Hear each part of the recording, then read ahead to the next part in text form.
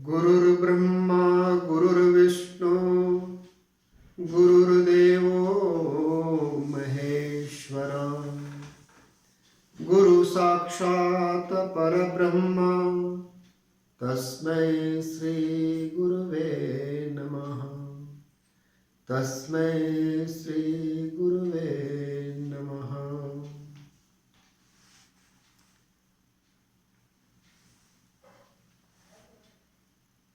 प्रिय विद्यार्थियों, आज जीवन में गुरु का योगदान। गुरु के बिना जीवन अधूरा है। गुरु बिना कुछ पा नहीं सकते हम, चाहे वो पारिवारिक जीवन हो, चाहे सामाजिक जीवन हो, चाहे राजनीतिक क्षेत्र हो, चाहे भौतिक जीवन हो या आध्यात्मिक जीवन हो, प्रत्येक क्षेत्र में गुरु का होना बहुत ही आवश्यक होता है।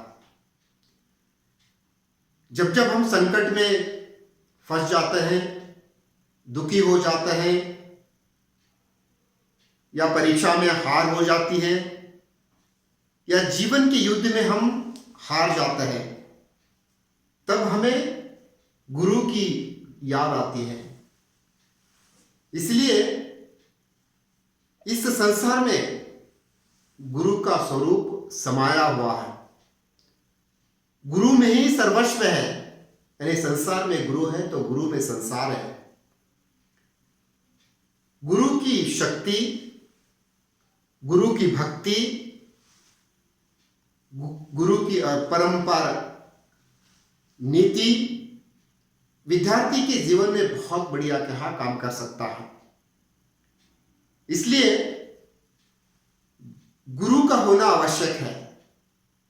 जैसे ही हम सत्य असत्य के बीच में अंतर जानना चाहते हैं, धर्म और अधर्म का अर्थ समझना चाहते हैं, पुण्य और पाप के बीच में क्या भेद है ये समझने की कोशिश करते हैं, प्रेम और द्वेष का भी अर्थ समझने के लिए जब प्रयत्न करते हैं, तो गुरु का होना बहुत आवश्यक होता है। आशा निराशा, हंसना रोना, पास फेल, रात दिन, इन सभी संदर्भों में गुरु का महत्व बहुत ही विशेष होता है। गुरु है तो सब कुछ है। गुरु है तो सब कुछ है। गुरु के 3 प्रकार माने जाते हैं। विनोबा भावे ने बहुत ही विशेष रूप से कहा, गुरु के 3 अलग अलग रूप बताया है। सबसे पहला वाला है कछुए के जैसा, कछुआ का रूप। दूसरा मछली के जैसा होता है। तीसरा मुर्गी के जैसा होता है। ये गुरु के 3 रूप है। इसलिए कबीर ने भी कहा, गुरु धोबी शिष्य कापड़ा साबुन सृजनहार। गुरु धोबी शिष्य कापड़ा साबुन सृजनहार। सृजनहार ने प्रभु ईश्वर रूपी एक साबुन से हमें कहा, अथवा ज्ञान से मैले विद्यार्थी रूपी कपड़े को धोकर शुद्ध करने का काम गुरु करता है। अक्सर विद्यार्थी कोई ना कोई एक प्रश्न लेकर गुरु के पास आता है और अपने विचारों को व्यक्त करते हुए गुरु से क्या ज्ञान प्राप्त करके चले जाता है। वो अज्ञानी है, वो नासमझ है विद्यार्थी। इसलिए उसे गुरु के पास जाने के बाद विशेष ज्ञान प्राप्त होता है। इसलिए गुरु ज्ञान के सागर होते हैं। यदि गुरु अपने विद्यार्थी को ज्ञान बांटने में तन मन धन अर्पित किया, वे सबसे श्रेष्ठ गुरु होता है। ऐसे एक संदर्भ में क्या हम लोग ऋषि मुनियों के जमाने में आश्रम में जाकर गुरु के साथ बैठकर हम पढ़ाई करते थे। गुरुजी का कहना हम मानते थे। गुरु के सामने खड़े होकर हाथ जोड़कर प्रार्थनाएं की जाती थी और वो गुरु अपने शिष्य की क्या उन्नति में अपने जीवन को समर्पित करते थे। आज भी वही है। टेक्नोलॉजी आई, सुविधाएं बढ़ गई, इसलिए लगता कभी कभी गुरु का महत्व कम हो गया क्या। कितनी भी टेक्नोलॉजी आगे बढ़ने दो, गुरु का स्थान कोई टेक्नोलॉजी नहीं ले सकती है। इसलिए गुरु कछुए के जैसे रहना। कछुआ भी अंडे देती है, मछली भी अंडियां देती है, मुर्गी भी अंडे देती है। तीनों का प्रोसेस यानी प्रक्रिया एक ही है, लेकिन पालना, उनको पोषने का क्या ढंग अलग है। कछुआ अंडों को देकर मिट्टी में छुपा के रखकर बहुत दूर जाकर अपने आई कांटेक्ट से, दृष्टि से अपने बच्चों को जन्म दिलाती है। मछलियां पानी में अंडे देकर उसके आसपास भटकते घूमते अपने बच्चों का क्या पालन पोषण करते हैं। मुर्गियां अंडे देकर उस पर बैठकर हीट देकर बच्चों को जन्म देता है। यहां इन दोनों से भी श्रेष्ठ कछुआ यानी ये गुरु श्रेष्ठ है, क्योंकि अपने शिष्य के विद्या अध्ययन के बाद जब वो उपाधि लेकर घर जाते रहता है तो अपने दृष्टि से गुरु शिष्य की क्या उन्नति के लिए प्रार्थनाएं करते रहता है। आज हम देख रहे हैं उपाधियां लेकर विद्यार्थी घर जाते रहते हैं और हम लोग उपाधियां लेते रहते हैं, चाहे कौन सी भी डिग्री हो। आजकल अमीर लोग पैसों से क्या बड़े बड़े डिग्रियां खरीद रहे हैं। अपने क्या एक योग्यता को बढ़ाने के लिए पैसे देना, डिग्री लेना, ये आज सामान्य बात हो चुकी है। लेकिन केवल वो उपाधि होगी, डिग्री होगी, लेकिन उसमें सज्जनता, सद्गुण नहीं आवेंगे। नाम मात्र के लिए सर्टिफिकेट, प्रमाण पत्र होगा, लेकिन उसमें सद्गुणों का क्या खजाना नहीं मिलेगा। इसलिए कछुए के जैसे गुरु जो होते हैं, आपको पता है रामकृष्ण परमहंस विवेकानंद को बनाया, संत रामदास ने छत्रपति शिवाजी महाराज को बनाया, अरिस्टोटल, सॉक्रेटिस, प्लेटो, अलेक्जेंडर को बनाया, संदीपिनी कृष्ण के गुरु बने, वशिष्ठ मुनि राम के गुरु बने, लेफास्ट जेसी बोस के गुरु बने। कितने ऐसे हम, मीरा के गुरु संत रैदास, एक चमार जाति के क्या फटे हुए पुराने चप्पल और जूते सीने का काम करते थे। रैदास ऐसे महान साध्वी मीरा को बना दिया। गुरु जब श्रेष्ठ होते हैं, साधारण होता है, असाधारण शक्ति उनमें होती है, तो शिष्य के क्या प्रगति में चार चांद लगा देते हैं। इसलिए हमेशा कहा जाता है गुरु का जीवन में होना बहुत आवश्यक है। गुरु केवल पाठ्यक्रम परिपूर्ण नहीं करता है, गुरु केवल परीक्षा की क्या तैयारी नहीं करवा सकता है, गुरु जीवन की तैयारी करवा सकता है। इसलिए मैंने प्रारंभ में कहा पारिवारिक जीवन को सुखी बनाना है तो गुरु का होना बहुत आवश्यक है। सामाजिक जीवन मर्यादा के साथ जीना है तो गुरु का होना बहुत आवश्यक है। राजनीतिक क्षेत्र में आप देखते हैं बड़े बड़े राजा महाराजा अपने आस्थान में गुरुओं को क्या विशेष स्थान दिया करते थे। चाणक्य जैसे गुरु चंद्रगुप्त को बनाया, नहीं तो आज हम देख सकते हैं, क्योंकि गुरु के आश्रम बहुत साधारण होता है। एक राजा अपने आस्थान में गुरुजनों को क्या रखने के लिए, एक अच्छे से गुरु की खोज करने के लिए एक नई शैली में बुलावा दिया सभी को। राज्य में, देश में, विदेश में जितने भी साधु संत हैं, आइए और आज इसमें राजगुरु के रूप में एक सिलेक्शन किसी का होगा।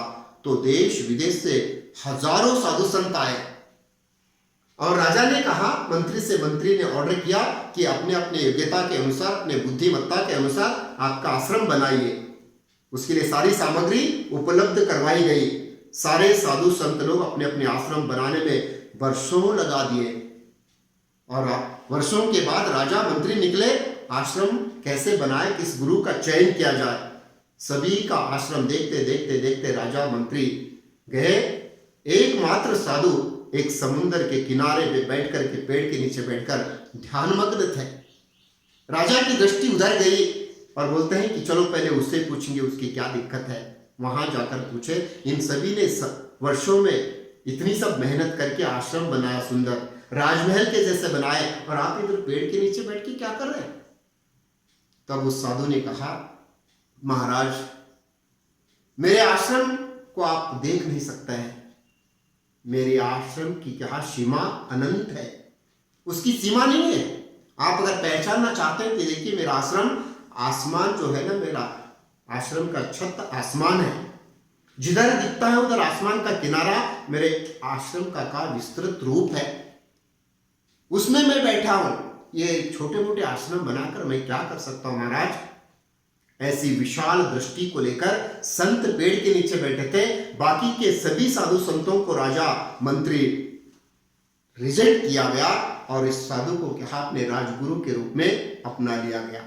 गुरु की दृष्टि बहुत विशेष होती है, गुरु की दृष्टि सूक्ष्म, अति सूक्ष्म होती है, गुरु की दृष्टि बहुत ही विशाल होती है। गुरु अपने शिष्यों के भीतर छुपी हुई प्रतिभा को समझकर उसे क्या बाहर लाने के लिए कोशिश करते हैं। ऐसे गुरु श्रेष्ठ होते हैं कछुआ के जैसे। अगर एक बार सद्गुरु की दृष्टि अपने विद्यार्थी पर पड़े तो उसके सारे दुर्गुण भस्म हो जाते हैं। एक बार सद्गुरु की दृष्टि उस पर अगर पड़ी तो उसमें रहने वाले सभी क्या नकारात्मक विचार भस्म हो जाते हैं। इसलिए गुरु कछुए के जैसा होना है। अक्सर हम देखते हैं आजकल तो गुरुओं की कोई कमी नहीं, स्कूल पाठशालाएं कॉलेजों की यूनिवर्सिटियों की कमी नहीं है। हर गली मोहल्ले में स्कूल कॉलेजेस खुले आजकल। कोई विद्यार्थी से पूछिए आप पेरेंट्स होकर, बेटा आपके गुरु कौन है? बताना बहुत मुश्किल हो जाता है। मम्मा मेरे गुरु ये है, उनका कहना ऐसा है, उनका रहन सहन ऐसा है। वे अक्सर बहुत ही क्या मेरे लिए प्रार्थनाएं करते हैं। मैंने भी देखा है गुरुजनों को, विद्यार्थी के क्या विद्या अध्ययन के लिए गुरुजन धन अर्पण करते हैं, मन अर्पण करते हैं, तन अर्पण करते हैं। एक जमाना था बच्चों से फीस ली नहीं जाती थी, लेकिन आज फीस लेना जरूरी है क्योंकि फैसिलिटीज देना है। लेकिन गुरु वो होते थे जो विद्यार्थी के विकास में अपने सब कुछ जीवन को लगा देते थे। जाते जाते अंत में ये सब कुछ ज्ञान भंडार तेरा है बेटा, ये किताबें तेरी है, ये सब कुछ ले ले, मैं चला। रामकृष्ण परमहंस जिस दिन देह छोड़ने वाले थे उस दिन विवेकानंद खूब रोए। आप जा रहे आज, मुझे मार्ग दिखाने वाले कौन है? संकट में हाथ पकड़ने वाले कौन है? दुविधाओं में ना मन जब फंस जाता है तो कौन राह दिखाएंगे? तब रामकृष्ण परमहंस जी ने कहा, रोना नहीं नरेंद्र, केवल मात्र मेरा शरीर जाएगा, मेरी आत्मा सदैव आपके साथ रहेगा। तू कहीं भी याद कर, किसी संदर्भ में भी याद कर, मैं तुझे जरूर क्या साथ दूंगा।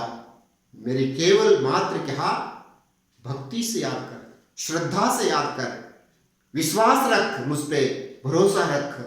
शिष्य पर गुरु का प्रेम और गुरु पर शिष्य की भक्ति बहुत अटूट होनी चाहिए, तभी गुरु शिष्य के संबंध जुड़ जाते हैं। ऐसे ही महान संत शरण बसवेश्वर अपने गुरु के आसपास बैठकर अद्भुत ज्ञान को क्या पाया, 64 कलाओं को समझ लिया। शायद ऐसा लगता है सारी कलाओं को समझना अलग है, 64 वर्ष के क्या विद्या अध्ययन, वेद उपनिषद, रामायण महाभारत, कुरान, बाइबल, ये क्या है? ये महान धर्म ग्रंथों को समझना अलग है, गुरु की जीवनी को समझना अलग है। गुरु अक्सर अपने शिष्य की खोज में रहते हैं। ये 50 विद्यार्थी बैठे हैं तो इसमें कौन सा मुझे शिष्य बनेगा, और शिष्य अक्सर गुरु की खोज में रहते हैं, ये मुझे गुरु बन सकते हैं क्या? डॉक्टर होमी जहांगीर बाबा जहां कहीं स्कूल कॉलेज में पहला दिन अपना कदम रखते थे तो वहां पे पहले स्टेप को हाथ छूकर प्रे करते थे, मुझे एक बहुत ही अच्छे गुरु के हाथ दर्शन होना, मुझे बहुत ही ज्ञानी गुरु मिलना, और अवश्य होमी जहांगीर बाबा को ऐसे गुरु मिले। हम जो चाहते हैं वही हमें प्राप्त होता है। इसलिए विद्या मंदिर में जब आते रहते ना, हाथ जोड़कर अपने आप को समर्पित करते, लाज और शर्म नाम के दो हमारे पादुके चप्पल जो होते हैं ना, मंदिर नहीं बल्कि विद्या, मंदिर से बाहर छोड़ के जब हम लोग अंदर आवेंगे तो ज्ञान प्राप्त होता है। आज की स्थिति ऐसी है, जो भी गुरु खूब पढ़ाते हैं, शिष्य डिग्रियां लेके निकल जाते हैं, अपने जीवन को चलाना मुश्किल हो रहा है। जिंदा रहना मुश्किल हो जाता है, आत्महत्या कर लेकर आजकल के विद्यार्थी बड़े बड़े इंस्टीट्यूट से बाहर निकलते हैं, तो क्या अर्थ है ये? जीने की कला नहीं सिखाई गई उसको, हिम्मत नहीं है उसके पास, आने वाले चुनौतियों को सामना करना उसके पास ऐसे धैर्य गुरु ने नहीं भरा। इसलिए कहा जाता है धैर्य पहले गुरु अपने विद्यार्थी के क्या जीवन में भरता है। निडर जिसे बोलते हैं, निडर, जब तक क्या विद्यार्थी को भय से मुक्त नहीं करते वो गुरु नहीं होता है। आज तो हम कभी कभी विद्यार्थियों को डरा देते हैं, ये अच्छी बात नहीं है। जब गुरु होकर हम विद्यार्थी को डराते हैं तो गुरु ही नहीं होता है। विद्यार्थी में छुपे हुए डर को, अंधकार को मिटाना है। इसीलिए कहा जाता है असतो मा सद्गमया तमसो मा ज्योतिर्गमया मृत्युर्मा अमृतम गमया। हे भगवान, हे ईश्वर, हे गुरु, मुझे असत्य से सत्य की ओर लेकर चल, मुझे मृत्यु से कहा अमरता की ओर लेकर चल। क्यों बोलता है? मुझे अंधकार से प्रकाश की ओर लेकर चल, मैं ज्ञानी हूं। लेकिन आज की परिस्थितियां कुछ अलग है। इन परिस्थितियों के बीच में हम पाठशालाएं, कॉलेज, यूनिवर्सिटियां चला रहे, लेकिन केवल मात्र हम अंक बांट रहे हैं, हम केवल उपाधियां बांट रहे हैं। उनके हाथ में रैंक सर्टिफिकेट्स है, लेकिन सद्गुणों से संपन्न भरित कोई उपाधि उनके हाथ में हम नहीं दे रहे, क्योंकि गुरु भी आजकल स्वार्थी हो चुके हैं। गुरु भी आजकल स्वार्थी हो चुके हैं, अपने खुशियां देखते हैं, अपने जीवन यापन को देखते हैं और विद्यार्थियों को कमजोर बनाकर कभी कभी आत्महत्या करने के लिए मजबूर कर देते हैं। ऐसा नहीं होना चाहिए। इसलिए गुरु वो श्रेष्ठ है जो अपने विद्यार्थी को केवल मात्र बनाने में क्या बिजी रहता है। एक मिट्टी का घड़ा बनाना है तो कुम्हार एक आवश्यक मिट्टी को लाने के लिए कितने तो दूर जाता है, मिट्टी लेकर आता है, उसे पानी में डालकर बहुत अच्छे दिन तक यहाँ रखकर उसे कहा एक कुम्हार के चाक पर रखकर घुमाकर एक घड़ा बनाकर अंदर से एक हाथ देकर बाहर से एक हाथ से मारते रहता है और एक सांचा बन जाता है, एक स्ट्रक्चर, एक नमूने का क्या मिट्टी का पॉट जो बन जाता है ना, उसे भट्टी में रखकर जला देता है। उसके बाद जब वो मिट्टी का घड़ा बाहर आता है तो बजाकर हम देखते हैं इसमें नाद कितना आता है, तब वो मिट्टी का घड़ा कितना ओरिजिनल है समझ में आता है। ऐसे ही गुरु को भी क्या एक शिल्पकार होना है, उसे बहुत ही पेशेंस के साथ अपने विद्यार्थियों को पढ़ाना है, त्यागमय जीवन को क्या लेकर विद्यार्थी की प्रगति में चार चांद लगाना है, अन्यथा गुरु गुरु नहीं हो सकता है। इसलिए तो प्रारंभ में कहा गुरु ब्रह्मा गुरु विष्णु गुरुर्देवो महेश्वर गुरु साक्षात परब्रह्म तस्मै श्री गुरुवे नमः। क्यों ऐसा कहा जाता है? एक अंतिम मैंने एक दृष्टांत देना चाहता हूं। 25 साल तक अपने 2 विद्यार्थियों को गुरु पढ़ाकर उपाधियां हाथ में देके जब भेज रहे थे, बेटा कल से तुम्हारा जीवन प्रारंभ होगा, व्यावहारिक जीवन, संभल के रहना बेटा। उसमें एक विद्यार्थी अंधा था, आंखें नहीं दिखती थी। दोनों जब निकल रहे थे, आंख वाला आगे गया, बिन आंख वाला अंधा विद्यार्थी यानी शिष्य खड़ा हो गया। गुरु ने कहा बेटा ये हाथ में लालटेन लेके तुम चलो, यानी पेट्रोमैक्स। शिष्य ने गुरु से प्रश्न किया, गुरुजी मैं तो अंधा हूं, ये लालटेन हाथ में रखने से मुझे क्या लाभ हो सकता है? गुरु ने कहा तुझे लाभ हो सकता है या नहीं हो सकता है, लेकिन मुझे इतना पता है रास्ते में जब तू चलते रहता है, अंधेरे में हो या दिन में, सामने आने वाला व्यक्ति कम से कम ये दिया देखकर तुझे रास्ता छोड़ सकता है। ये दिया, ये प्रकाश, ये उजाला देखकर तुझे रास्ता छोड़ सकता है। कम से कम ये चिंता गुरु को होती है। अपने विद्यार्थी के क्या विकास के लिए, उन्नति के लिए, उसके भविष्य को उज्जवल बनाने की चिंता में गुरु यहाँ प्रयत्न कर रहा है। अंधा है तो भी हाथ में लालटेन लेके जाते हैं। दिया किसका प्रतीक है? वो ज्ञान का प्रतीक है, रोशनी का प्रतीक है। इसलिए ज्ञान वो है जो जीने के लिए हमें सिखा देता है, हिम्मत देता है। आज का ज्ञान कभी कभी कमजोर होते जाता है। केवल हम अपनी प्रशंसा के पीछे दौड़ते हैं गुरु होकर। जब विद्यार्थी हमारी प्रशंसा करते हैं तो हम खुश हो जाते हैं। एक आध कोई विद्यार्थी गुरु की निंदा की तो क्रोध आता है, क्यों ऐसे? इसलिए हम भौतिकवादी हो गए, केवल मात्र अपना सुख देख रहे हैं। ऐसे गुरु चाहिए जो गुरु अपने विद्यार्थी के है ना घर जाते समय भी चिंता करते थे। इसलिए अंत में मैं ये कहना चाहता हूँ, कबीर ने बहुत सुंदर ढंग से कबीर ने अपने गुरु की या सभी गुरुजनों की तारीफ की है 2 पंक्तियों में। सात समंद की मसी करो लेखनी सब बन राई, सात समंद की मसी करे लेखनी सब बन राई, धरती सब कागज करे गुरु गुण लिखा न जाई। 7 समुद्रों का पानी लाकर पेन में भरकर यानी इंक के रूप में सारे धरती पर रहने वाले पेड़ों को काटकर पेन बनाकर धरती और आसमान को पेपर बनाकर भी अगर हम गुरु का गुणगान करें तो असंभव है। गुरु की ना प्रशंसा नहीं की जा सकती है, गुरु की तारीफ नहीं करनी चाहिए। गुरु गुरु होता है, यानी एक अज्ञानी को ज्ञानी बनाते हैं। इसलिए गुरु के बिना हमारा जीवन अधूरा है। सुबह उठो मेरे प्रिय विद्यार्थियों, हाथ जोड़ो, अपने माँ बाप पहले गुरु होते हैं। निकलो स्कूल, कॉलेज, यूनिवर्सिटी, क्योंकि जहां से तुम निकल रहे वो प्रथम गुरुओं के आशीर्वाद लेकर निकलो। अपने पाठशाला, कॉलेज, यूनिवर्सिटी में आइए, यहाँ से फिर एक आध ज्ञान का प्रकाश लेकर वापस घर जाइए। तब तुम्हें देखिए आने वाले एक 5-6 साल में ऐसा ही जमाना आने वाला है जो मात्र प्रैक्टिकली नॉलेज रखता है।